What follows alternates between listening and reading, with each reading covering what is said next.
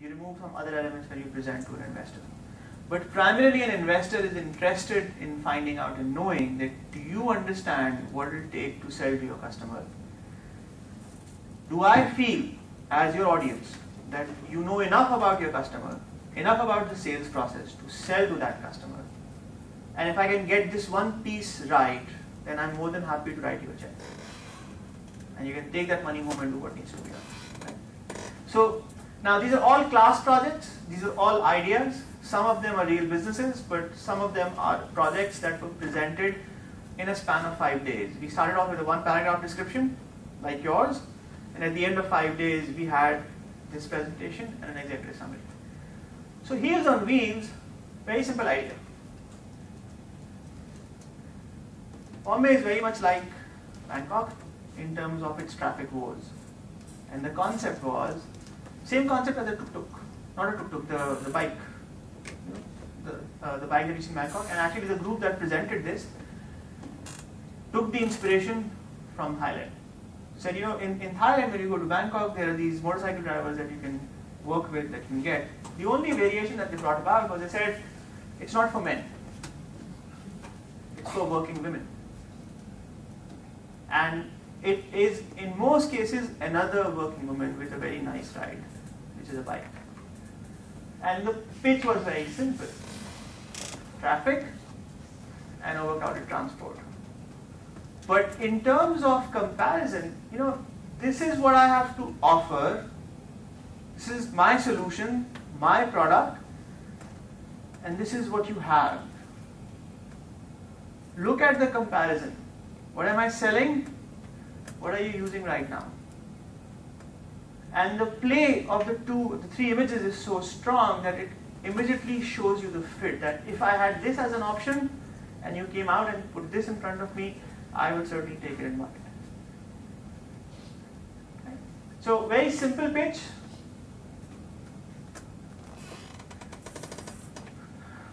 Very simple description of the person a woman who commutes to work, prefers to travel by herself, and loves riding a bike.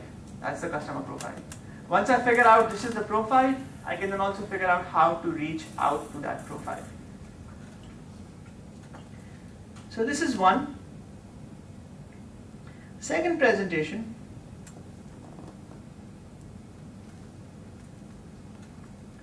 And I'm going to go through these quickly, one by one.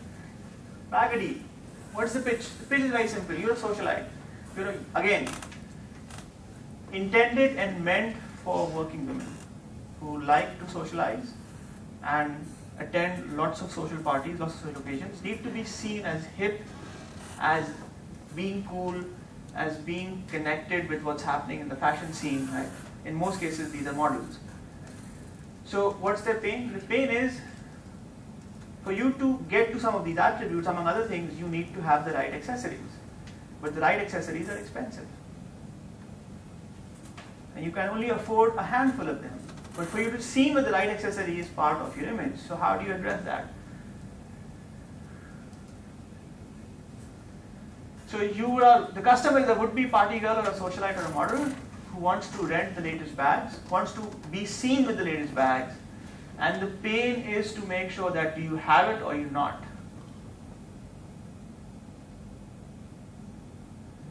So what they were saying was, we will actually go out and purchase the most recent inventory of the most recent bags and rent it out for a deposit.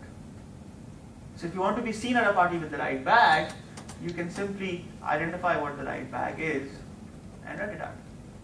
Okay.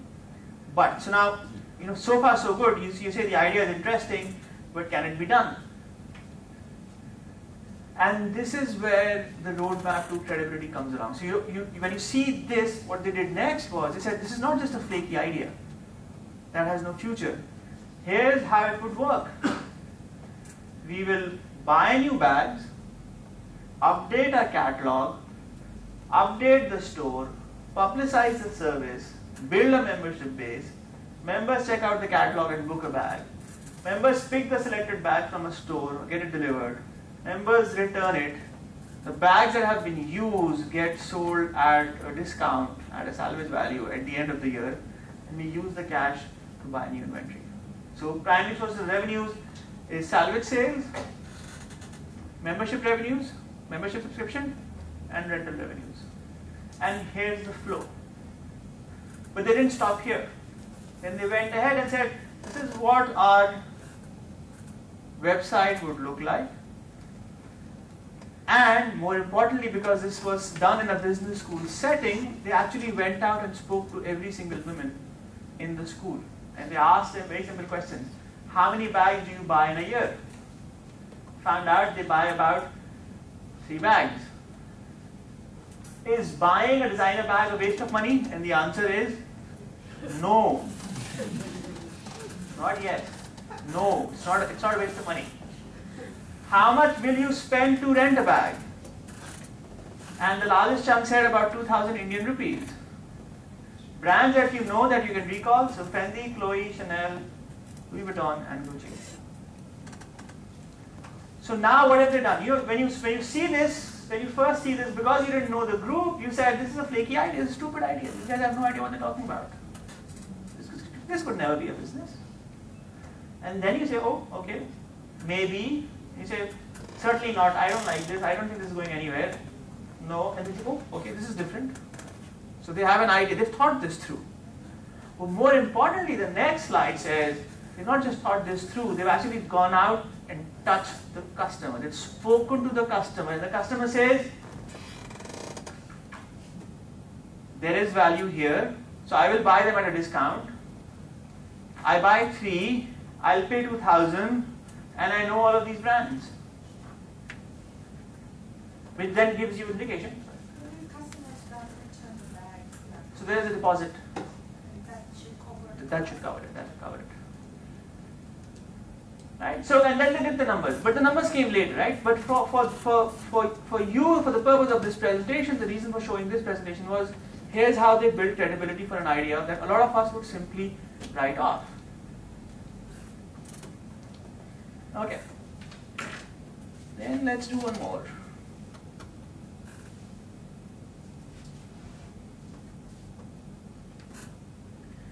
This is one of my most favorite presentations, right?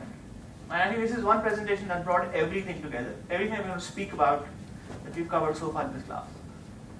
So the pitch is what? The pitch is, very simply put, when you go to India, specifically when you go to Rajasthan, right? Other than a handful of historical sites, what can you do? After you're done visiting the historical sites, what can you do? Not much. If you compare this with the profile of a typical tourist to India from North America and Europe, these are young guys who are there to discover themselves, who want experiences, who want ideas, who want different concepts, young couples also. So what do they do? After seeing a few historical boring sites, what do they do? Not much. So Ooga Booga Nights was a theme-based resort focused on a very different desert experience aimed primarily at foreign tourists in Rajasthan. This would be the only reasons why expats would end up visiting Rajasthan in the future. Right? This was their thought, this was the claim to fame. But now think about, they made this claim, think about how they support it. They say, if you go to Dubai, you get this, right? Why can't you get this in Rajasthan? You go to Dubai, you get this, you get quad biking, right? Why do we get this in Rajasthan? You do dune bashing, why do we get this in Rajasthan? You do private safari, why do we get this in Rajasthan? Cultural performance. Saying, let me bring all of this together. But how do I bring all of this together? They say, if I look at India, this is the market snapshot, right? With respect to what is the size, but more importantly, this is my customer. My customer is not old, my customer is actually young and is in this age group. My customer has a budget, a very specific budget of $200 a head. Curious? Looking for a unique experience, is adventurous and risk-taking, uplifted, carefree. How do I plan to reach them? They don't say I'm just going to do Facebook, Twitter, and MySpace. They actually say, focus on online expat communities and blogs, 1. More importantly, travel websites, which is Make My Trip and Yatra. But even more importantly, on the offline side, partnering with travel agents, connecting with MNCs. Now think about this. You are a regional MNC and you want to host an event. But right now if you go to Rajasthan, it's boring. So what we want to do is for Indian MNCs who want to do an event in and around Rajasthan, here's an exciting, interesting bonding experience. So you go out and sell it to them. In-flight magazines on the Delhi-Jaipur connection, which is what leads to Rajasthan. Affiliation with major 5-star hotels across Rajasthan and distribution of flyers across Taj Mahal and Agra, which is in Rajasthan. So now if you take this further, they say, if you do the corporate MNC angle, if you do this angle, this is what the competition offers. When you go to Rajasthan right now, this is what we offer. This is where you'd end up living if you go to the current option, right? This is what we offer. So quad biking, dune bashing, luxury cars, belly dancing, private safari, pin interest, yes. So what have they done? Specific product, very clearly presented, very visually presented. Specific customer profile, very visually presented. And specific differentiation from the competition. But they don't stop here. Their brilliance is in the presentation of their financials, where the financials basically says, this is the total amount of capital we need to get this started. That's my fixed cost. That's my working capital. And more importantly, my break-even number for the numbers that I'm working with is about $75 per person. So as long as I hit the numbers that I'm looking for and they give me $75, I'll break even. However, I'm going to do 50 people at 70, 50 at 120, 50 at 250, giving me a margin of about $22,000 a day, $660,000 a month, $5.52 million a year. So three elements. A breakdown between actual expenses, both fixed and variable. More importantly, the break-even point at the volume that's being projected, the mix that you're using across different product variations, the average revenue of 143, average margin of about $500,000 a month. So this presentation brings almost all the elements that we spoke about together. Brings the customer, brings his pain, matches his pain with the product features that we've looked at, goes out and presents the numbers as they need to be seen by an investor, and does it all in a very simple, very easy to use, very credible fashion. And the reason why they're able to do this is because they use the same framework. Question? Does this make sense? Does it help you move on with the ideas? Does it give you a roadmap? Okay. Now, the ones that you've seen so far were all class projects that were not real businesses, including Uber Movenites. They looked at it very, very closely, but ultimately they all went their way. Here's a business that is based on a real business and ultimately did become a business. And this is... So I spoke to you about credibility, about building roadmap credibility, about going out and saying, you're the audience, you think I can do this? Yeah. Here's a group that did that. So Gulf Oil and Gas Equipment LLCs focused on the petrochemical industry in the Middle East. Focused on being in the production, service, repair business of a refinery or a petrochemical plant. Quick introduction. Primary pain that's being addressed is delays due to breakdown and failures. Why? Because when a petrochemical piece of equipment breaks down, it can only be replaced by a European partner or European supplier, which means that the order goes out, order gets manufactured, order gets tested, order gets shipped, gets landed, gets released, gets installed, gets tested, and then the refinery comes online. That's the primary pain. But what's the issue? The issue is, if you do bad design, part breaks down. If you do vessel failure, you end up with loss of production. If you do faulty testing, you lead to a project delay. If you lead a project delay, this is a pressure vessel, look at what's happened to it. Penalty of up to 10% of a project cost. So if you have a $100 million refinery and you blow up one of these pieces and the plant gets shifted or pushed by a year, $10 million is the penalty that you end up paying. That's the bond that you forfeit. If you're a customer sitting in these shoes, what would you want to do?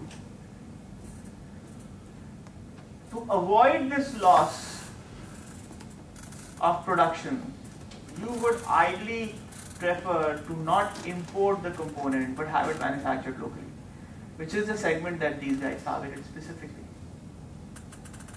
They said, we do design, we do manufacturing, we do testing, and again, just like rent a bag, to give even more credibility, to go out and explain a very complex topic, said, what is the process? The process is melting, ingot making, forging, heat treatment, machining, mechanical test, weld overlay, welding, NDE, assembly, and then shipment, and then hydrostatic test, and final NDE, and then you ship to the site. So now what this does, if somebody else who's not familiar with the petrochemical industry, it shows me that there is a complex process. It's not something that could be done easily. More importantly, it shows the investor in the audience that these guys understand what they're talking about. They understand what's involved. Right? So, in this theme again, the primary focus is what? The primary focus is what's the pain that is being addressed? What's the cost of that pain? How do you monetize that pain? And more importantly, what does that pain look like? What gives me the capability to address and fix that pain?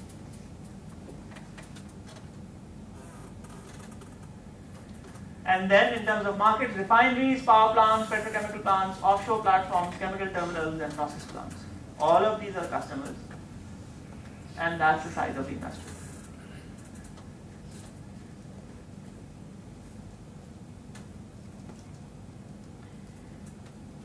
Alright, one last presentation.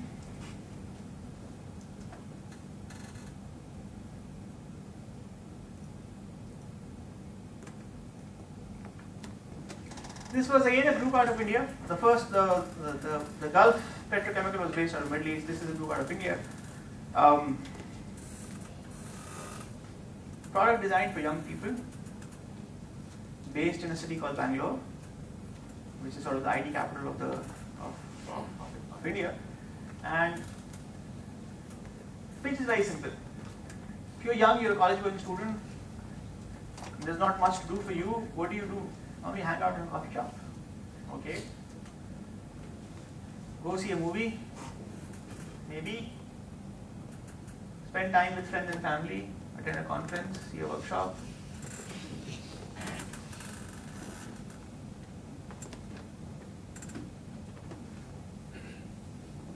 So you take the food, take the company, combine that with additional activities, put it together with your own space, and you get couch potato.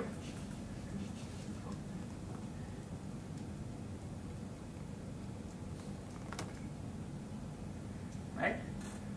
And what is couch potato? It's a plug and play. It's a basic place where you can hang out,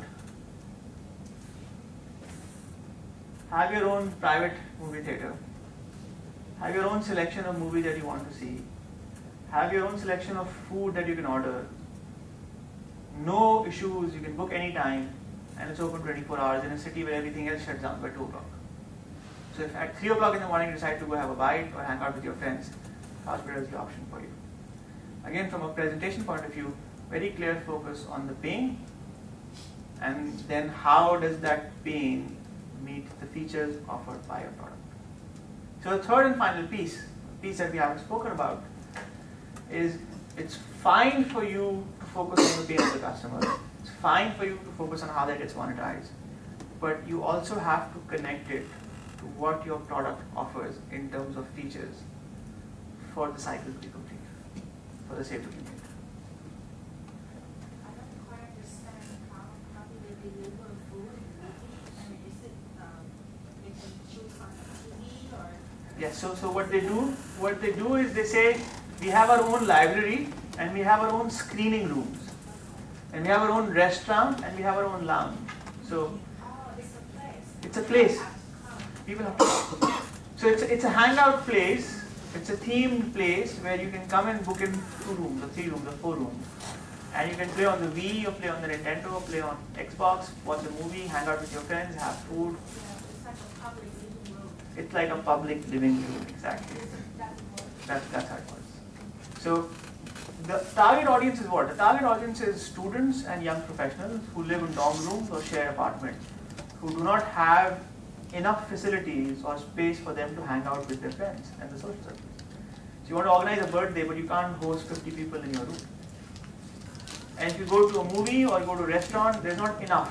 You have to do one, then do the other, then do the other. So rather than doing that, you just go to one place where you have food, enjoy a drink, watch the movie, do the activity you want to do, hang out till there as long as you want to be, and then go home. That's the idea. Alright, questions, feedback? How are you doing on time? I was waiting. Usually somebody gives a 5-minute notice.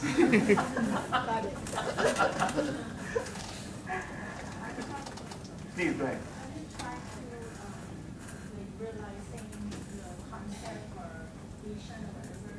So for your presentation, seems like you don't concern so much about the cost yet, right? You just deliver what your passion drives you, and then talk about money later. So there are 2 or 3 things. The first thing is that ideas are cheap. Ideas are cheap. Ideas are cheap. Everybody has an idea. So ideas.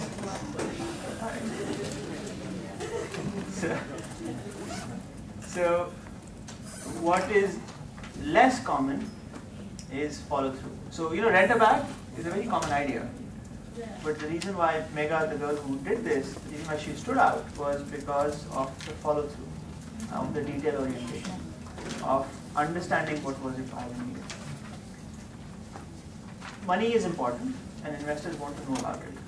But the money piece comes when they decide they want to invest. The money piece comes up when they ask, can you make a profit doing this?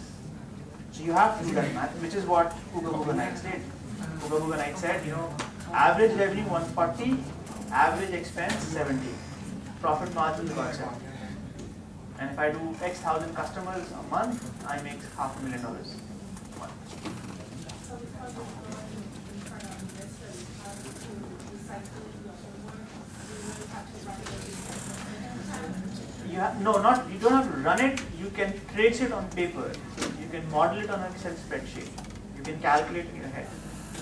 You have to build it, but you have to think it from the point of the customer. Right? Yes, please. For some presentation of business seems to me that roadmap to Ability. credibility is not very stand out. Correct. But for some technical business involved, that seems to me more clear. True. To have credibility. True. Customers. But for example, this one. True, very true, very true, very true. So some of these, as I said, were class projects, right?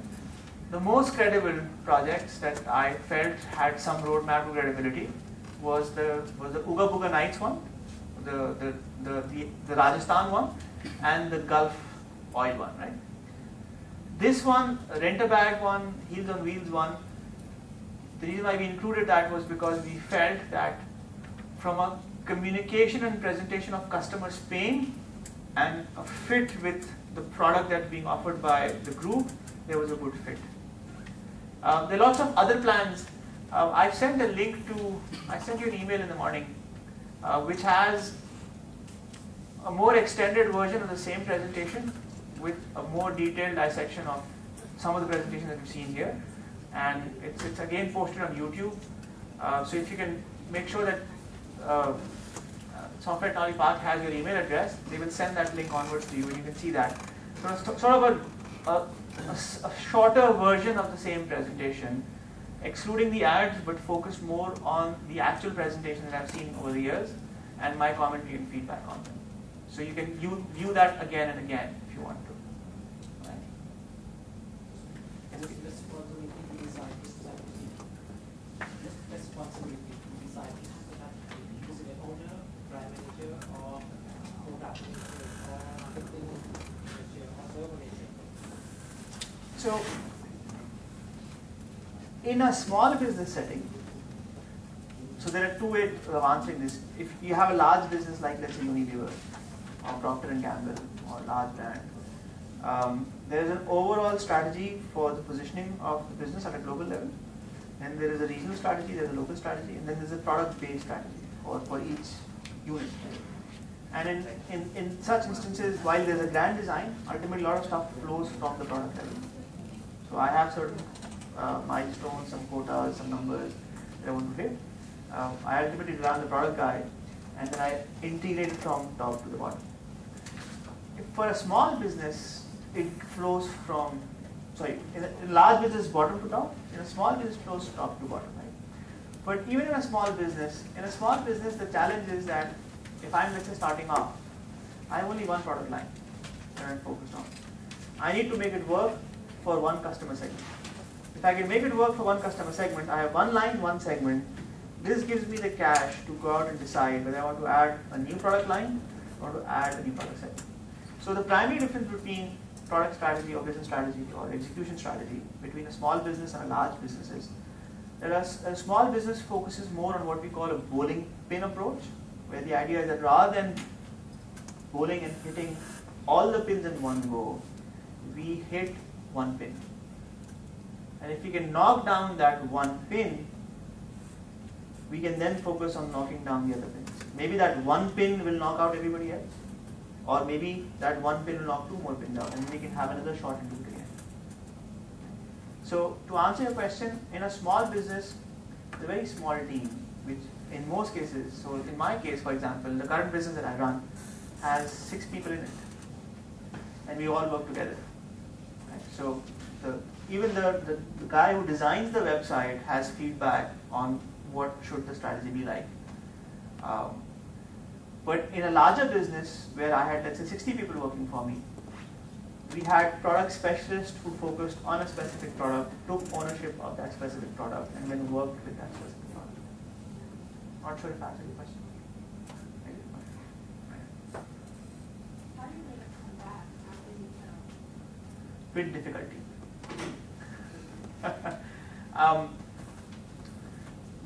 So we spoke about 3 types of failures, right? The type 1, the type 2, and type 3. Right? So type 1 was go for a swim, tip the toes, back out. Type 2 was go for a swim, get stuck by a jellyfish, and then come out. And type 3 was you go out and never come back. Right? So type 1 and type 2 are painful, but are not, you're not dead at the end, right? A type 3 completely wipes you out. So the trick is, and this is a very painful lesson that I have learned with a lot of difficulty, trick is that the earlier you start, the younger you are, the faster you fail. The more times you fail and end up with a type 1 and type 2, you build an immunity or an inoculation of sorts against type 3. So, if you're young or you failed a couple of times with smaller bets, smaller businesses, smaller ideas, you become more savvy, become more streetwise. Less of a chance for you to fail with a much bigger, with larger idea. The example I give is, I started a business first business I started when I was 30 years old. Right? I failed because despite the fact that I was an actuary, despite the fact that I had an MBA, despite the fact that I was computer science, despite the fact that I had 10 years of experience, I wasn't aware of some basic lessons. For example, I wasn't aware of the fact that you can't hire somebody to sell for you. For a small business, you have to sell yourself. So I hired somebody to sell for me. He didn't sell. Right? And at the end, because I wasn't selling, but I thought he was selling, the business went under. went on for a lot of other reasons. That was one reason. Small facts such as when you go out as a small business to pitch to large businesses, they don't want to work with you. So your better chance, better bet, stronger bet is to work with other small businesses. Focus on the small business. If you do well with the small business, the big business will come to you. Wasn't aware of this. I focused on a large business. We went out and sold or pitched to Sakura Mitsui Bank. They were generous enough to invite us to Tokyo, to see us, to hear us, to speak us. But being the third largest bank on the planet, they didn't want to work with the third smallest company on the planet. Or the smallest company on the planet. So these are all difficult lessons that you learn as you fail a couple of times. Or you read up. And then if you fail a couple of times, so my most successful startup would possibly be the one that I'm working on right now. But that's startup number 5. But I failed 5 times before that. Right? So the best way of making a comeback is to fail in small steps. And to fail quickly and early. What if you got out of privilege age or time, like you didn't know about this when you were younger? You still have to No, one thing that helps is that you need to understand when to quit. Okay. Again, I think they should have sent you a copy of the book. So I read the introduction. that's all there is to read. Everything. Everything.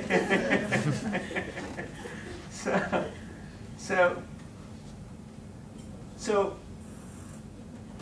part of coming back from failure is we're very lucky because we come from a culture that has a very strong belief in predestination.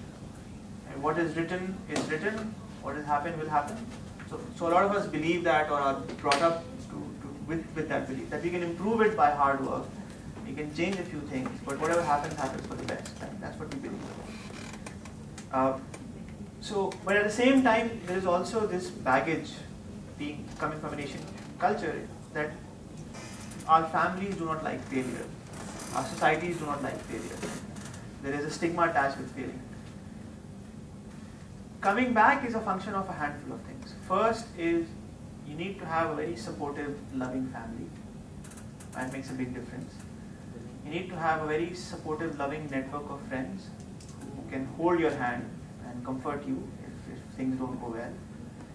You need to have belief in yourself that you will come out and things will work out. You need to be very, very positive, because Samkhya says have the right attitude. You cannot be negative.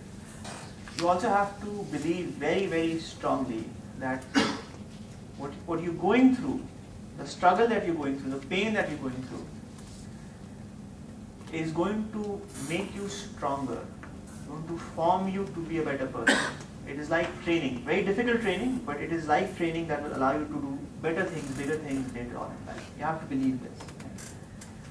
And you have to carry on working. At the same time, you also need to understand that there is a point at which it is important for you to quit and stop. And to a large extent, identifying that point is difficult. So I think in one of the later sections of the book, there is a chapter where I speak about what that point is.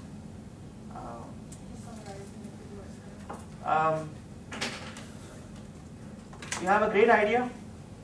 You've gone out, spoken to people, found customers, understood the pain. You can move on. Right? To build that great idea, can you get the right people? If you can, move on. If you can't, you stop.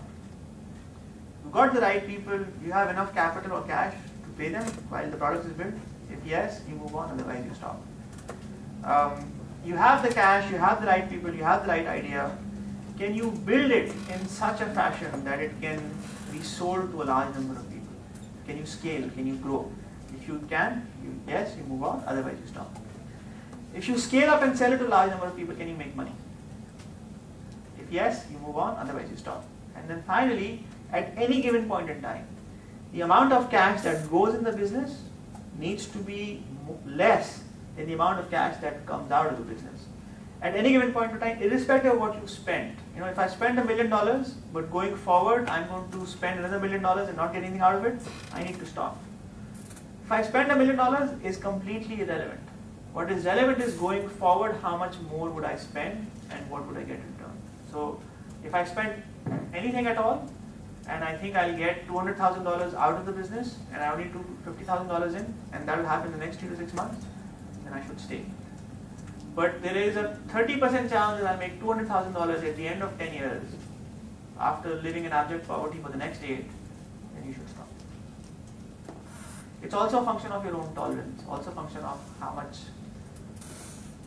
In the end, when I walked away from businesses that have failed, that I have led to failure, in the end, for me personally, it was always, the point for me was when my family started suffering. So when you see that your family is paying a price, you stop and you walk away. And you need, and again, there is a threshold, you know, for some of us who have families, there is gestation. If you don't have a family, even then you have to think about people who love you and care for you. If they start paying a price for your business, you have to stop. Right? Yes? More questions? Please, please. Please, please.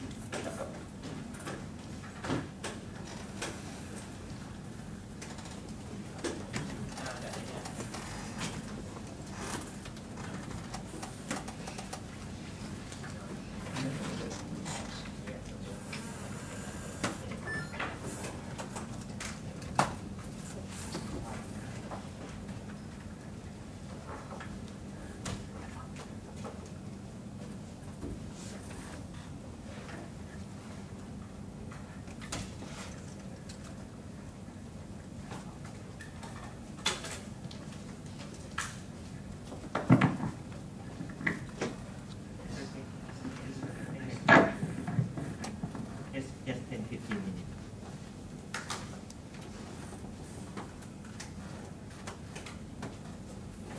Can I speak in Thai?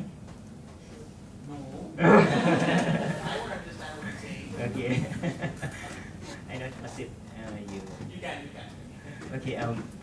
This is a course that we present for Chulalongkorn University.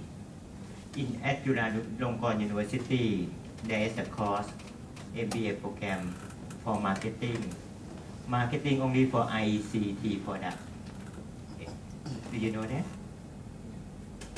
MBA, but only MBA marketing program, but not for the consumer product, only for ICT product. So every year they will have 30 students, and this is what I was one of the guest speakers. I take that class and they abolish this class. No discount now. No discount now? For 2 years. For 2 years. Yeah, okay. It's last. Okay. The topic is how to sell. I think you will can speak in Thai.ผมคิดว่าพวกเราจะมีปัญหาตอนตั้งบริษัทใหม่ๆคุณจาวัดบอกแล้วว่าความคิดที่ดีแค่ไหนก็ตามถึงเวลาจริงถ้าขายไม่ได้ทุกอย่างก็จบคราวนี้ผมจะเล่าให้ฟังว่าที่จุฬาเนี่ยมันมีคอร์สแล้วผมเคยไปพูดให้เขาฟังพวกเด็กปริญญาโทจุฬาเนี่ยพวกที่จบมาเพื่อขาย ICT Product อย่างเดียวอันนี้เป็นเอาไลน์คร่าวๆที่ผมพูดให้เขาฟังผมคิดว่าความคิดที่ถูกต้องเนี่ยมันสุดท้ายเนี่ยมันจะช่วยให้เราขายของได้ตั้งแต่ต้นแล้วการความคิดที่ถูกต้องมันทำให้ยอดขายเนี่ยมันมั่นคงไปเรื่อยๆนะครับแล้วก็เซลล์โปรเซสเนี่ยอย่างที่คุณจาวัดว่ามันสำคัญผมคิดว่าสุดยอดของธุรกิจบริการนะมันคือธุรกิจของแบงกิ้งเป็นสุดยอดธุรกิจบริการในความเห็นของผมแล้วสุดยอดของธุรกิจสุดยอดของแบงกิ้งมันคือ private banking เพราะฉะนั้นผมก็เลยแอพพลายคอนเซปต์การขายของ private banking กับธุรกิจซอฟต์แวร์ผมไม่มีไอทีผมไม่มีแบ็คกราวด์ไอทีเลยนะแต่ว่าผมพยายามแอพพลายนะแล้วตอนหลังเนี่ยผมก็ประสบความสำเร็จในระดับหนึ่งนะฮะ mindset ที่ถูกต้องเนี่ยทำให้คนประสบความสำเร็จอันนี้ทุกคนยอมรับหมดแล้วนะผมจะข้ามไปเลยนะครับแบ็กกราวด์ผมไม่มีไอทีแบ็กกราวด์เลยผมเป็นนักการเงินอย่างเดียวนะฮะแล้วก็นี่ก็คือลูกค้าของพวกเราหลังจากที่เราตั้งขึ้นมาตอนที่เราตั้งขึ้นมาเนี่ยก็คล้ายๆแบบพวกท่านในห้องนี้ฮะเราทุนจดทะเบียน1 ล้านบาทคน 3-4 คนไป เช่าโกดังเก่าๆ3 คูณ 3 ตารางเมตรเท่านั้นเองทำไปขี้ฝุ่นเก่าๆมันก็ร่วงใส่หัวไม่มีคริสต์มาสไม่มีปีใหม่ไม่มีสงกรานต์3 ปีตอนที่เราทำงานกันถึงขนาดMD ของเราคนหนึ่งบอกว่าเงินไม่เอาแล้วนอนดีกว่าแล้วก็นอนเลยเราทำงานกันอย่างนั้นนะตอนปีแรกๆคู่แข่งเราตั้งแต่ตอนเราเกิดเนี่ยเรารู้แล้วต้องแข่งกับรอยเตอร์เราแข่งกับบลูมเบิร์กแล้วที่แย่กว่าคือ Market Share เขาเนี่ยได้ Market Share เขามีอยู่แล้ว 80% เราต้องแข่งกับบริษัทรอยเตอร์บลูมเบิร์ก DST เข้าใจว่าก็เป็นสปอนเซอร์ของ Thailand Spin ที่นี่ด้วยนะฮะแต่หลังจากที่เราแข่งด้วยไม่นานเนี่ย Market Share ตอนนี้เดี๋ยวนี้เรา 44%คู่แข่งเราเหลือรวมกันทั้งหมดก็น้อยกว่าเราแล้วแหละนะฮะที่เหลือก็เป็น In-house นอกนั้นเนี่ยงานคอนซัลท์เราคอนซัลท์แข่งกับ Pricewaterhouse 100 KPMG Basel II นะฮะแล้วเราก็ได้ Market Share มาค่อนข้างเยอะวิธีการขายของเราเนี่ยเรา apply คอนเซปต์ของ private bank เอามาใช้เลยนั่นหมายถึงอะไรผมจะเล่าให้ฟังตรงนี้นะครับ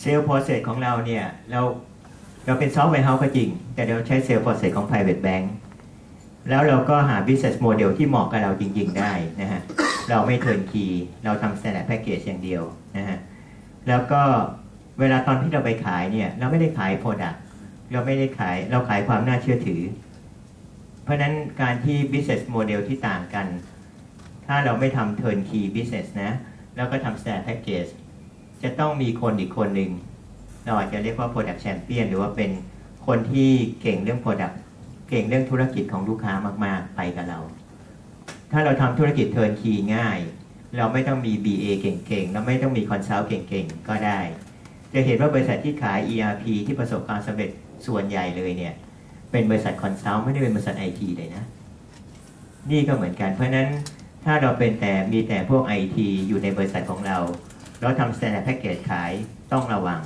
จะต้องหาคนหนึ่งที่เป็นพวก business process specialist ที่เขาเก่งอยู่ในธุรกิจนั้นจริงๆหาให้เจอนะฮะทุกครั้งที่เราไปขอใครแต่งงานเนี่ยเจอกันครั้งแรกคนก็ไม่แต่งงานกับเราหรอกเพราะนั้นต้องให้เขาเห็นหน้าเราบ่อยๆเราเลยจัดอีเวนต์จัดอะไรเยอะเหมือนกันนะฮะแล้วตอนนั้นเนี่ยวิธีการสร้างความน่าเชื่อถือของเราเนี่ยทุนจดทะเบียน1 ล้านบาทเราซื้อโปรเจคเตอร์ตัว 180,000 นะเราไปพรีเซนต์ที่แบงค์เนี่ยแบงค์ไม่มีโปรเจคเตอร์ใช้นะเราจะมีโปรเจคเตอร์แพงๆยิงออกมาจากบริษัทเราทุนจดทะเบียน1 ล้าน 188% ของทุนจดทะเบียนไปซื้อโปรเจคเตอร์เพื่อให้น่าเชื่อถือแล้วตอนหลังก็ค่อยๆขายได้นะฮะแล้วก็เราเห็นคู่แข่งของเรานี่ weak point เขาคือ after sale service เราเลยใช้จุดนั้นเป็นจุดแข็งของเราทีหลังนะฮะทุกครั้งที่ไปขายของเนี่ยอย่าขายแค่สมองซีกซ้ายลูกค้าเราต้องบิ้วอารมณ์เขาด้วยนะแล้วแพ็กเกจต้องสวยของข้างในอาจจะไม่อร่อยมากแต่แพ็กเกจดีหรืออะไรก็แล้วแต่ขายทั้งสมองซีกซ้ายกับซีกขวาเขานะฮะแล้วก็หา RM ที่เก่งๆ Marketing ที่เก่งๆจะช่วยท่านได้นะฮะไปหาบริษัทใหญ่ๆให้เขารู้จักเราให้เร็วที่สุดแบบเดียวกับพวกเขาแบบเดียวกับพวก Microsoft ที่เขาพยายามไปเคาะประตูของเราก็เลยทำเยอะแยะไปหมดเลยนะฮะจัดอีเวนต์เยอะแยะเลยนะฮะวิธีการของ private bank เนี่ยวิธีการหาว่า marketing เราจะหาลูกค้าจากไหนยังไงเรามีวิธีการตั้งบัดเจ็ตของเราเองด้วยจะยุ่งนิดหนึ่งนะฮะตรงนี้เดี๋ยวผมข้ามไปก่อนเพราะฉะนั้นแผนในการขาย sales process เนี่ยมันต้องเริ่มสเต็ปอย่างที่คุณจาวัดพูดถึงเมื่อกี้เนี่ย sales call plan เนี่ยจะต้องเขียนให้ดีว่าเราจะไป call ลูกค้าเราแต่ละครั้งเนี่ยหา need ลูกค้าให้เจอหา pain ลูกค้าให้ได้นะฮะ joint call execution มันจะมีสเต็ปของมันนะฮะก่อนไปหาลูกค้าเนี่ยศึกษาลูกค้าให้ละเอียดนะฮะว่าobjective ในการไปเจอแต่ละครั้งเป็นยังไงต้องการ specialist หรือว่า product champion ไปกับเราหรือเปล่าเราเป็นนัก IT ไปอธิบาย user ซึ่งเป็นโรงพยาบาลเจอหมอเงี้ยโอ้โหไปอธิบาย IT ก็จริงแต่ว่าควรจะหนีบหมอเก่งๆไปด้วยกับเราหรือเปล่าอย่างนี้เป็นต้นนะฮะคอนซัลท์เก่งๆเยอะแยะไปหมดเลยที่ต้องคิดก่อนที่จะไปถึงขนาดจะต้องส่ง agenda ให้ลูกค้าก่อนด้วยว่าเราจะไปเจอเขา ช่วงนี้นี่คือ agenda ที่เราจะไปขอคุยด้วยนะฮะแล้วก็คิดให้ดีให้ละเอียดก่อนไปต้องรู้หมดเลยคนเข้าประชุมกับเรามีกี่คนแบ็คกราวด์เขาเป็นยังไงศึกษาให้ละเอียดนี่ Google นี่ดีศึกษาข้อมูลให้ละเอียดก่อนไปเจอเขาเสมอนะฮะแล้วเราก็ดูว่าต้องไปกับเรา Marketing เราต้องไปกับ Product Champion นะฮะก็เตรียมกับ Product Champion ให้ดีไหมเดี๋ยวไปพูดกันคนละทิศคนละทางนะฮะเพราะฉะนั้นเนี่ยก่อนไปเนี่ยจะต้องมี Objective มี Low ใครจะคุยอะไรยังไงต้องเตรียมกันไว้ก่อนไปเยี่ยมลูกค้าแล้วคอนเฟิร์ม agenda ให้ดีนะฮะแล้วเราก็ไปเจอเขาพอไปเจอเขาเสร็จปุ๊บเนี่ยก็ต้องมาสรุปภายในอีกทีหนึ่งเป็น informal ว่าไปคอคราวนี้ลูกค้าเขาแฮปปี้ไม่แฮปปี้หรือเปล่าแล้วก็เป็นยังไงเนี่ยฟอร์แมตในการทำคอเมมโมหรืออะไรก็แล้วแต่เขียนทำขึ้นมาระวัง Marketing เราไม่เคยอยากเขียนคอเมมโมเท่าไหร่นะอันนั้นเป็นวินัยอันหนึ่งที่จะต้องทำขึ้นมา follow up ไปเรื่อยๆนะครับรูปนี้ก็จะเห็นเลยว่าที่จริงแล้วเนี่ย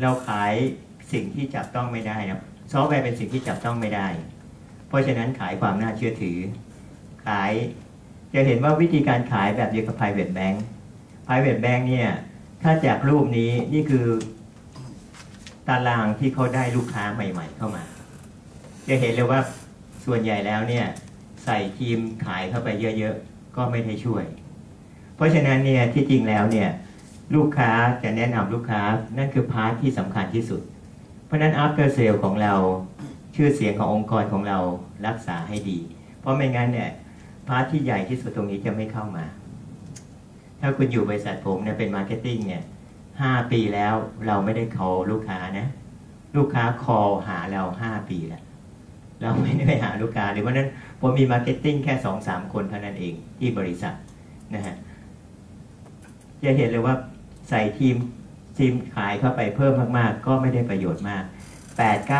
8-90% มันเป็นการรีเฟอร์ซะส่วนใหญ่รีเฟอร์จากลูกค้ารีเฟอร์จากแผนกต่างๆเพราะฉะนั้นเนี่ยชื่อเสียงองค์กรสำคัญนะฮะถ้าคุณเห็นตัวเลขพวกอย่างนี้แล้วคุณก็จะเริ่มดีไซน์ถูกแล้วว่าอ๋อทีมขายของเราเยอะแยะวิธีการขายของเราจะต้องใส่ใจกับเขามากๆอย่างที่คุณจาวัดสอนว่าที่จริงแล้วเนี่ยหลายๆอย่างมันสำคัญมากเลยเซลล์โปรเซสมันสำคัญทุกอย่างที่ขายไม่ได้ถ้าของเราดีขายไม่ได้ทุกอย่างก็จบนะฮะ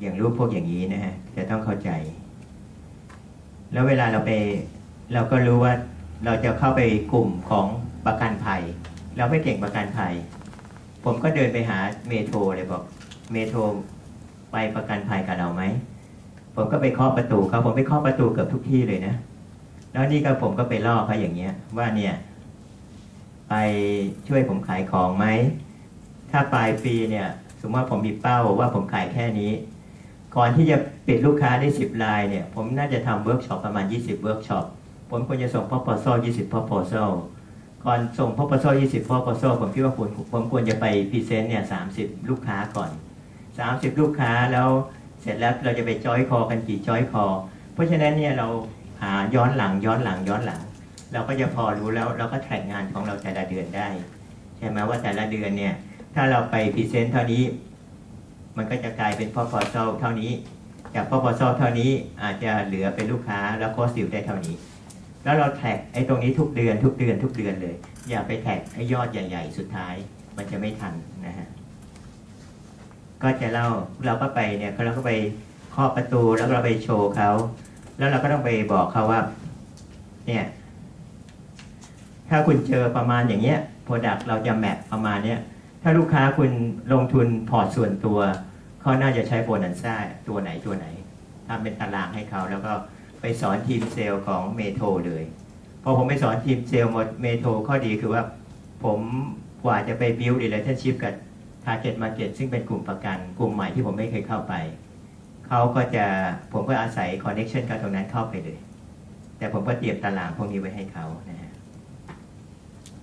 เนี่ยก็เล่าให้ฟังคร่าวๆนอกนั้นมันก็จะเดี๋ยวอย่าเยอะเกินไปนะเดี๋ยวจะไม่ได้กินข้าวกันแล้วสุดท้ายแล้วผมจะเตือนว่า ถ้าคุณไปดูปี 09 งานวิจัยปี 2009 เนี่ยของมหิดล SME ตั้งใหม่เนี่ย 40,000 SME ที่ตาย 60,000 ตาย 60,000 ตั้งใหม่ 40,000 เพราะนั้นคุณจะต้องระวังไอ้นี่คือตัวเลขแฟกต์ที่คุณจะต้องเจอนะฮะแล้วก็ถามต่อว่าแล้วทำไมตายมากกว่าเกิดตายมากกว่าเกิดก็เพราะว่าหลายคนใน SME ไทยกว่า 90% ทำในสิ่งที่ตลาดมันมีอยู่แล้วในเมื่อทำในสิ่งที่ตลาดมีอยู่แล้ว SME มาใหม่หรือตั้งใหม่เนี่ยทำไงก็บอกผมก็ลดราคาพอคุณลดราคาก็เกิดสงครามราคาทางนั้นก็รายใหญ่เขาก็รักษา market share ครับเขาอยากลดราคาตามลงมาเราก็ตายแต่เขาไม่ตายเพราะเขามีกำไรสะสมอยู่นะฮะเพราะฉะนั้นแล้วนี่กำลังจะเล่าให้ฟังว่าถ้าจะออกไปในตลาดหานิดให้เจอแล้วก็ differentiate ตัวเองให้ได้จะต้องไม่เหมือนคนอื่นเรียงไพ่วอลโดยการ differentiate วิธีการ differentiate ที่ดีที่สุดก็คือ innovation วิธีการขายคุณอาจจะแบบใหม่ก็ได้ product เหมือนกันแต่วิธีการขายคุณอีกแบบหนึ่ง innovation มันก็ขึ้นกับว่าบริษัทคุณมี knowledge โอเคคุณรัน KM คุณได้ดีแค่ไหนคุณเป็น learning organization ได้ดีแค่ไหนมันก็จะเป็นทอดกันมาเพราะนั้นถ้าเป็น learning organization ที่เก่ง KM คุณแข็ง innovation คุณก็จะดีคุณก็จะ differentiate ตัวคุณเองได้แล้วคุณก็จะหนีสงครามราคาได้และท้ายสุดคุณก็จะประสบความสำเร็จได้ง่ายกว่าคร่าวๆก็จะเป็นแบบนี้ฮะก็ต้องขออภัยแทรกเวลาของเจ้าวัน I'm finished already I'm hungry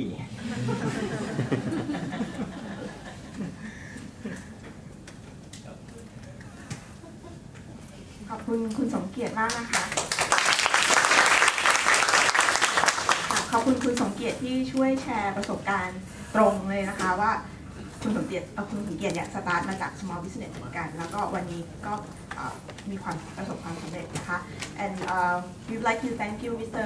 Farid today for coming all the way here today to share with us I think all the things that Mr. Farid said today we all heard or learned from somewhere that what he gathered as a process and a roadmap and his experience makes a difference.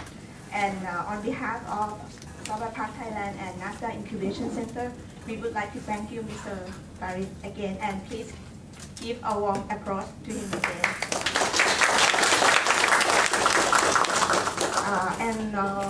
Before go to lunch, we would like to have the photo session in front of the room.